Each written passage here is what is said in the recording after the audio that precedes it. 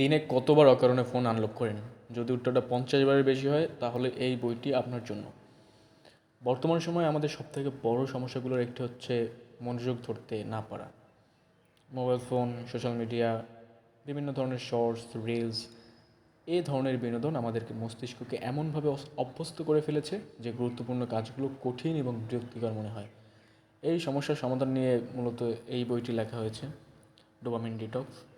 তো বইটির লেখক থিবাউট মিউরিস, বইটি মূলত বাংলায় ট্রান্সলেটেড করে অনেকেই লিখছেন। তো আপনার যদি ইংলিশ বই পড়তে অসুবিধা হয় অবশ্যই বাংলা বই কিনে আপনারা পড়তে পারেন। বইটি একেবারে ছোট, সর্বোচ্চ 1 দিন বা 2 দিনের মধ্যে আপনি পুরো বইটি কমপ্লিট করতে পারবেন। সর্বোচ্চ হলে বইটিতে 50 থেকে 60টা পাতা আছে। তো 50 থেকে 60টা পাতা যদি আপনি পুরোপুরি মনোনিবেশ করে বইয়ের মধ্যে পড়তে পারেন তাহলে আপনার জীবনে একটি আমূল পরিবর্তন আসবে।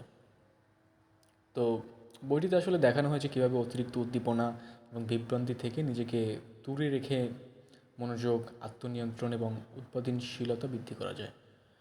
বইটির মূল শিক্ষা হচ্ছে আমাদের মস্তিষ্ক সবসময় সহজ ও আনন্দের দিকে ছুটে যায়, কিন্তু জীবনের বড় কিছু অর্জন করতে হলে তাৎক্ষণিক আনন্দের পরিবর্তে দীর্ঘমেয়াদী যে লক্ষ্য সেটাকে গুরুত্ব দিতে হবে। এছাড়াও লেখক এই ডোপামিন ডিটক্স বইয়ের মাধ্যমে কিছু সময়ের জন্য সোশ্যাল মিডিয়া, অপ্রয়োজনীয় ইন্টারনেট ব্যবহার এবং অন্যান্য বিভ্রান্তিকর বিষয় থেকে বিরতি নেওয়ার পরামর্শ দিয়েছেন। এতে মস্তিষ্ক ধীরে ধীরে আপনার গুরুত্বপূর্ণ কাজের দিকে আগ্রহ ফিরে পাবে, এবং কিভাবে ফিরে পাবে এই সবগুলো হচ্ছে টিপস আকারে, পয়েন্ট আকারে বইয়ের মধ্যে দেওয়া আছে। হ্যাঁ, যারা হচ্ছে পড়াশোনায় মনোযোগ বাড়াতে চান, এই জেনারেশনে যে এইগুলো আমাদের বাচ্চাদের মোটেও নেই।